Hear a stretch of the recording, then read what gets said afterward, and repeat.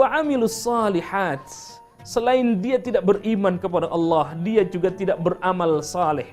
Padahal semua yang diberikan oleh Allah Subhanahu wa taala, potensi yang diberikan oleh Allah Subhanahu wa taala kepada manusia, Masya Allah, semuanya mestinya harus dijadikan ladang menjadi amal saleh bagi semua manusia, sehingga kita tidak termasuk orang-orang yang merugi.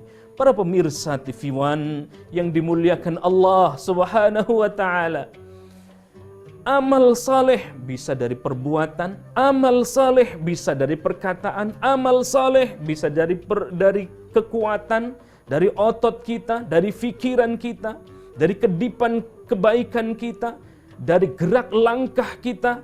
Itu semuanya bernilai amal saleh manakala kita mampu mengamalkan semua potensi yang Allah berikan kepada kita ke jalan yang benar, ke jalan yang lurus, maka semuanya bernilai amal saleh, sehingga kita tidak dicap oleh Allah Subhanahu wa taala sebagai pribadi-pribadi orang-orang yang merugi.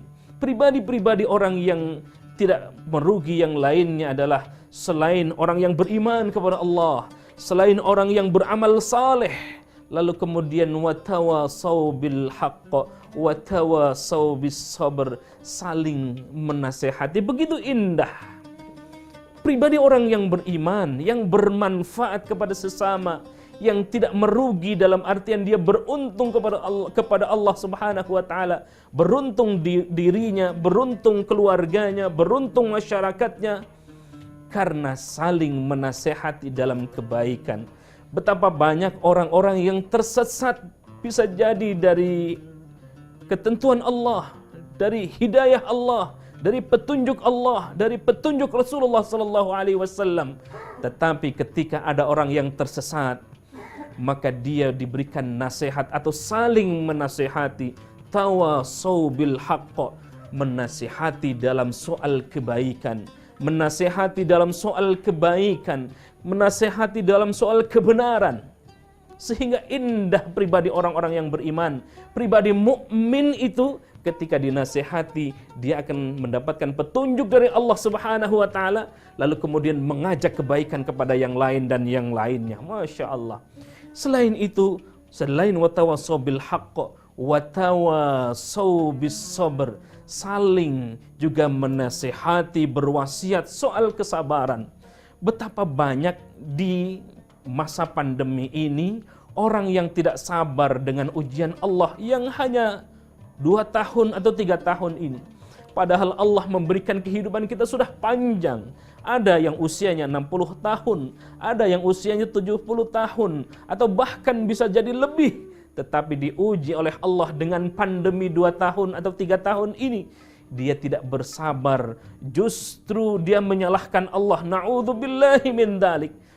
Bagaimana mungkin pribadi orang yang beriman kepada Allah Subhanahu wa taala, sedangkan dia sadar bahwa dirinya diciptakan oleh Allah Subhanahu wa taala, sedangkan ketika diuji oleh Allah, bukannya dia bersabar kepada Allah, bukannya watawasau bil haq watawasau bis sabr, dia saling menasihati, dia saling memberikan semangat, support, lalu kemudian dia bersabar, tetapi justru menyalahkan orang lain, atau bahkan na'udzubillahi min dzalik, ada orang-orang yang menyalahkan Allah Subhanahu wa taala.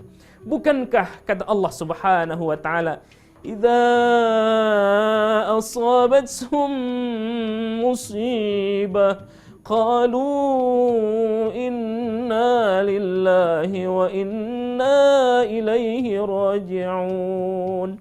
Idza asabathum musibah, tatkala musibah itu menyambangi kita, tatkala musibah itu datang kepada kita, katakan kata Allah, qalu inna lillah wa inna ilaihi raji'un. Sesungguhnya musibah itu datangnya dari Allah dan akan kembali kepada Allah Subhanahu wa taala. Ada yang diuji dengan kekayaannya, ada yang diuji dengan jabatannya, ada yang diuji dengan berbagai macam. Lalu kemudian pribadi orang yang beriman itu pribadi yang senantiasa menyerahkan semuanya kepada Allah. Li'i'la'i kalimatillah, demi menegakkan kalimat la ilaha illallah. Lalu dia yakin mengucapkan hauqalah la haula wala quwwata illa billahil aliyyil azim, sehingga runtuh semua kesombongan diri, keujuban diri ketika kita sudah mengatakan la ilaha illallah wala haula wala quwwata illa billahil aliyyil azim. Tidak ada yang mampu membuat sesuatu kecuali Allah Subhanahu wa taala. Tidak ada ilah yang lain, tidak ada tuhan-tuhan yang lain illallah, kecuali hanya Allah Subhanahu wa taala. Sehingga ketika kita sudah mampu menyadari hal ini, lalu kita kemudian mengucapkan la haula wala quwwata illa billahil aliyyil azim. Ternyata aku ini tidak mampu punya daya upaya,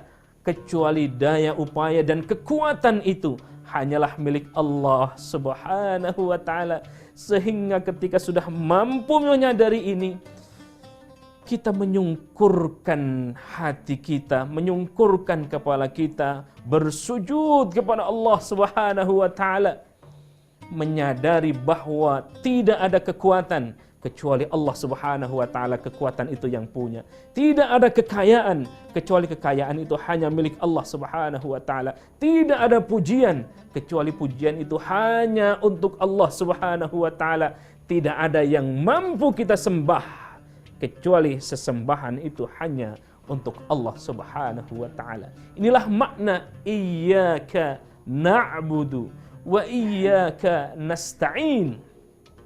Sesungguhnya kami menyembah hanya kepada Allah, dan sesungguhnya kami minta pertolongan pun kepada Allah Subhanahu wa taala.